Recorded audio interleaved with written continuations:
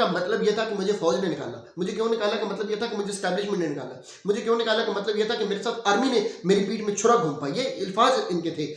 General Bajwa نے مجھے دھوکہ دیا, جنرل فیض نے مجھے دھوکہ دیا. یہ ان کی ساری تقریریں تھی. آج یہ دوبارہ جب یہ بول رہے ہیں مجھے کیوں نکالا, مجھے نکال دیا گیا, تو مجھے اگر نہ نکالا جاتا تو اس کا مطلب ہے الٹیمیٹلی آپ یہ کہہ رہے ہیں کہ میں اب بھی تم سے خوش نہیں ہوں.